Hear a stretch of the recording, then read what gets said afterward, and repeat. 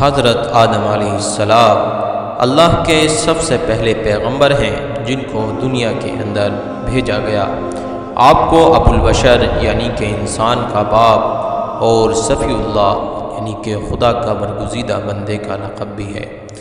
آپ کے زمانے کا تعین نہیں کیا جا سکتا مگر تمام آسمانی کتابوں کے ماننے والوں کا عقیدہ یہ ہے کہ اس روئے زمین پر اللہ جل شانہ نے حضرت آدم علیہ السلام کو تخلیق کیا۔ حضرت آدم علیہ السلام کی تخلیق کے بعد حضرت بی بی حوا علیہ السلام کی تخلیق کی گئی۔ حضرت آدم علیہ السلام کی تخلیق کرنے کے بعد جب ملائکہ کو حکم ہوا کہ آپ سجدہ ریز ہو جاؤ تو ابلیس نے اس سے انکار کر دیا، جس کی وجہ سے ابلیس کو جنت سے دھتکار دیا گیا۔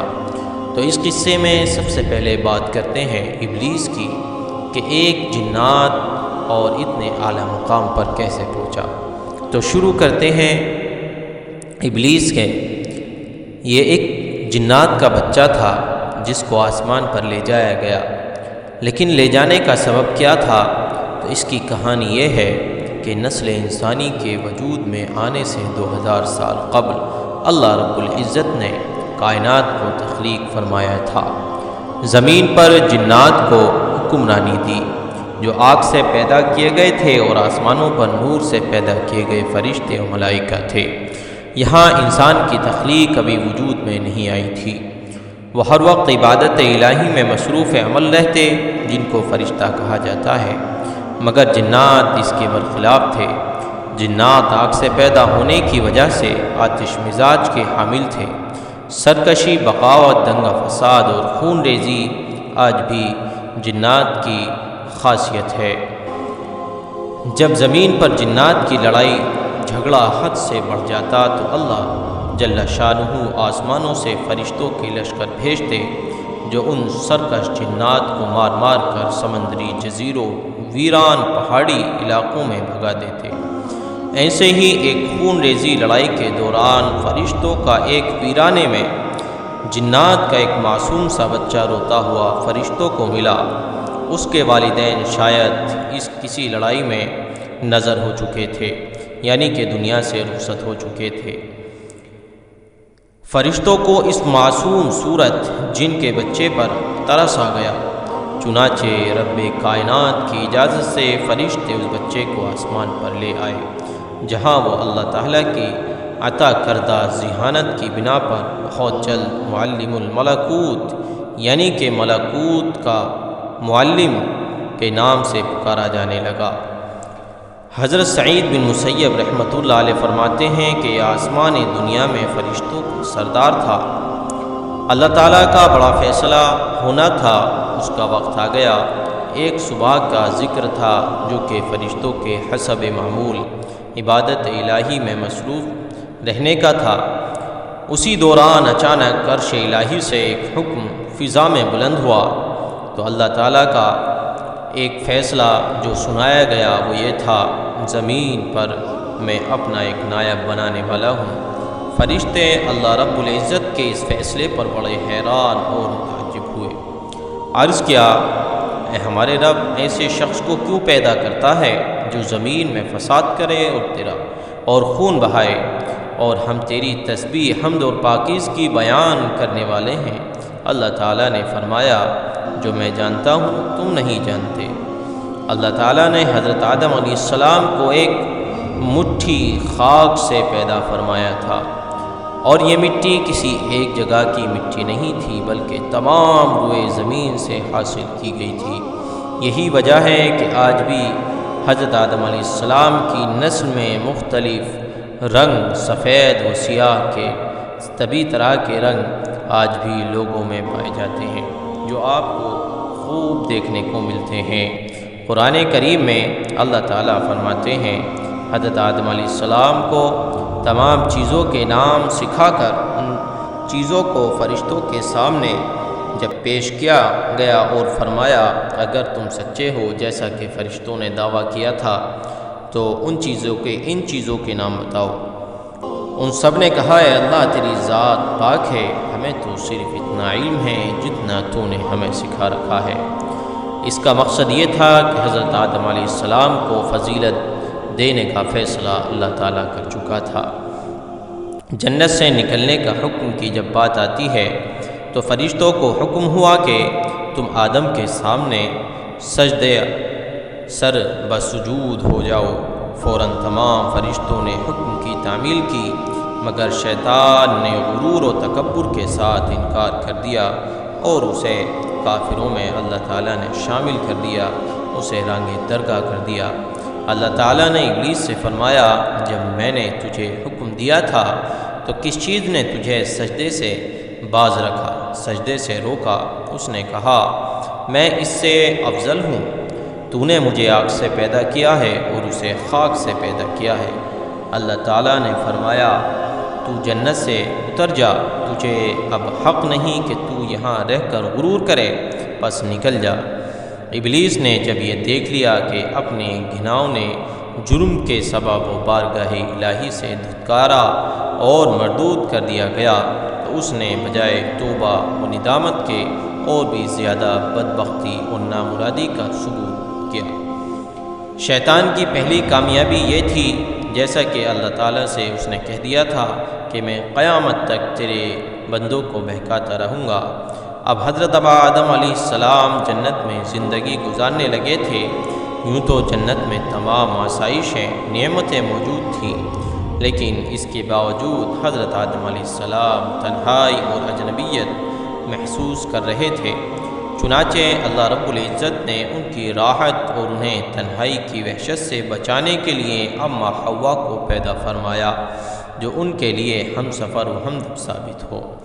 حضرت آدم علیہ السلام اور حضرت حوا کو اللہ تعالیٰ نے اس بات کی اجازت مرحمت فرمائی تھی کہ وہ جنت میں رہیں، گھومیں پھریں اور جو چاہیں کھائیں پئیں، مگر ایک درخت کو متعین فرما کر اسے کھانے اور اس کے قریب جانے سے اللہ تعالیٰ نے منع فرمایا تھا۔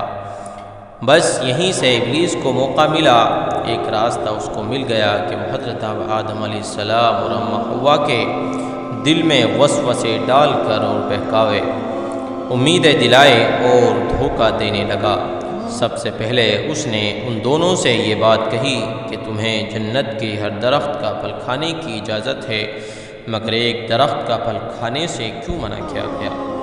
آخر اس کی وجہ کیا ہو سکتی ہے؟ تو سنو، میں تمہیں بتاتا ہوں۔ پروردگار نے تم دونوں کو اس بات کا یعنی کہ اس پھل کھانے سے اس لیے روکا ہے کہ اگر تم نے یہ پھل کھا لیا تو تمہیں ہمیشہ ہمیشہ کی زندگی مل جائے گی اور تم فرشتے بن جاؤ گے۔ موت کا فرشتہ کبھی بھی تمہارے قریب نہ بھٹک سکے گا۔ میں تم دونوں کا ہمدرد اور خیر خواہ ہوں، میری بات مان لو اور اس کا پھل کھا لو، پھر دیکھنا کیا تبدیلی آتی ہے۔ بس یہی شیطان کی باتیں دونوں کے دماغ میں اتر گئی۔ غرض شیطان جھوٹی قسمیں کھا کر انہیں اپنے جال میں جکڑتا رہا، یہاں تک کہ اپنی لجاجت، نرمی، خوشامد اور حد سے زیادہ ہمدردانہ رویے کی وجہ سے وہ اپنے مشن کی کامیابی کے قریب تر آ گیا۔ حالانکہ ابلیس ہی نے شدید نفرت کی بنا پر حضرت آدم علیہ السلام کو سجدہ کرنے سے انکار کر دیا تھا، اور خود خدا نے انہیں سخت ترین تاکیدی الفاظ سے بچنے کا حکم دیتے ہوئے فرمایا تھا، یہ تمہارا اور تمہاری بیوی کا سخت دشمن ہے، تو کہیں یہ تم دونوں کو جنت سے نہ نکلوا دے، پھر تم تکلیف میں پڑ جاؤ۔ لیکن شیطان کی باتوں میں اگر دونوں نے اس درخت کا پھل کھا لیا، جس کی وجہ سے دیکھتے ہی دیکھتے دونوں بے لباس ہو گئے، خود کو اس حالت میں دیکھ کر گھبرا اٹھے اور جنت کے درختوں کے پتوں سے اپنی جسموں کو ڈھانپنے لگے۔ یہ تھی شیطان کی پہلی کامیابی۔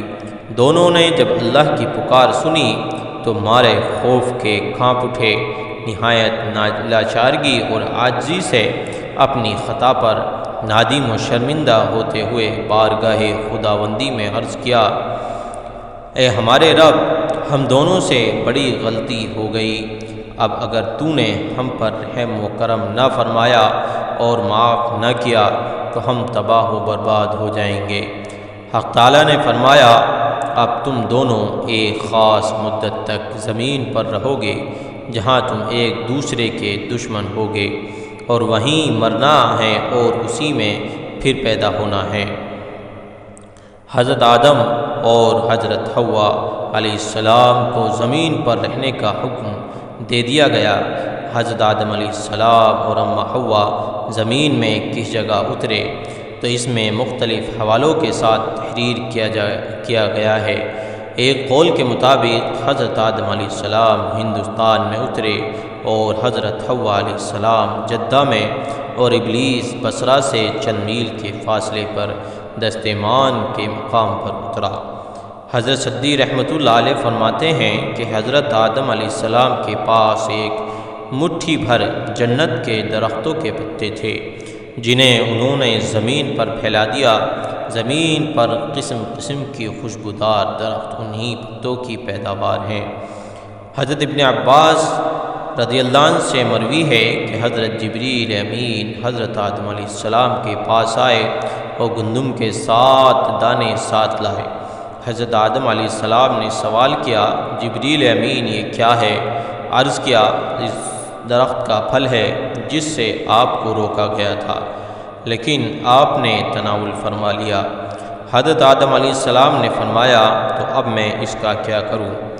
عرض کیا انہیں زمین میں بو دیجئے۔ حضرت آدم علیہ السلام نے بو دیے۔ وہ دانے وزن میں دنیا کے دانوں سے 1,00,000 درجے زیادہ تھے۔ وہ دانے اگے اور حضرت آدم علیہ السلام نے فصل کاٹی، پھر دانوں کو بھوسی سے جدا کر کے صفائی کی، اسے پیس کر آٹا گوندا اور روٹی پکائی۔ اس طرح محنت و مشقت کے بعد اسے تناول فرمایا۔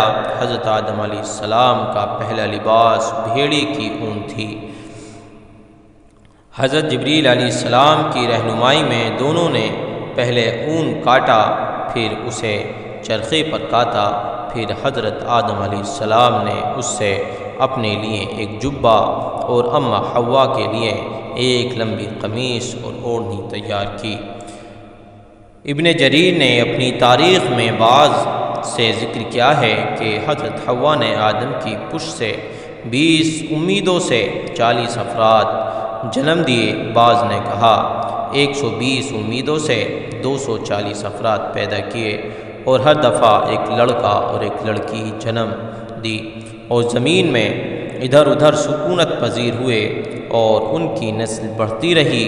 محمد بن اسحاق رحمۃ اللہ علیہ نے کہا جب آدم علیہ السلام کی موت کا وقت آیا تو انہوں نے اپنے بیٹے شیش علیہ السلام کو وصیت کی اور اس کو دن اور رات کے اوقات کی تعلیم دی، ان اوقات کی عبادت سکھائی اور ایک بڑے طوفان آنے کی پیشن گوئی کی۔ جب آدم علیہ السلام فوت ہوئے، وہ جمعے کا دن تھا، فرشتے ان کے پاس حنوط نامی خوشبو لائے اور اللہ کی طرف سے جنت سے کفن مہیا کیا گیا اور ان کے بیٹے وسیع شیش علیہ السلام سے تعزیت کی۔ حضرت ابی بن کعب رضی اللہ عنہ سے روایت ہے جب آدم علیہ السلام کی موت کا وقت قریب آیا تو انہوں نے اپنے بیٹوں کو کہا اے میرے بیٹو میں جنت کا پھل کھانا چاہتا ہوں۔ وہ ان کے لیے پھل لینے گئے تو فرشتے ان کے سامنے آئے، ان کے ساتھ کفن اور حنوط نامی خوشبو لگائی، ساتھ ہی کلہاڑیاں، بیلچے اور ٹوکریاں تھیں۔ انہوں نے پوچھا اے آدم کے بیٹو کہاں کا ارادہ ہے، کیا تلاش کر رہے ہو؟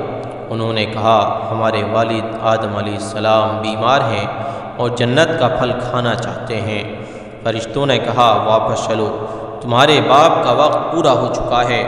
فرشتے آئے تو حوا نے ان کو پہچان لیا اور آدم علیہ السلام کے ساتھ اوٹ میں ہو گئیں۔ آدم علیہ السلام نے کہا مجھ سے دور جا، میں تجھ سے پہلے پیدا ہوا ہوں، لہٰذا میرے اور میرے رب کے فرشتوں کے درمیان حائل مت ہونا۔ فرشتوں نے ان کی روح قبض کی، ان کو کفن پہنایا، خوشبو لگائی، ان کے لیے گڑھا کھودا، ان کی قبر بنائی، ان کی نماز جنازہ پڑھی، پھر ان کو قبر میں اتار دیا گیا۔ قبر میں رکھ کر اوپر سے مٹی ڈالی اور کہا اے آدم کے بیٹو میت کو دفنانے کا یہی طریقہ ہے۔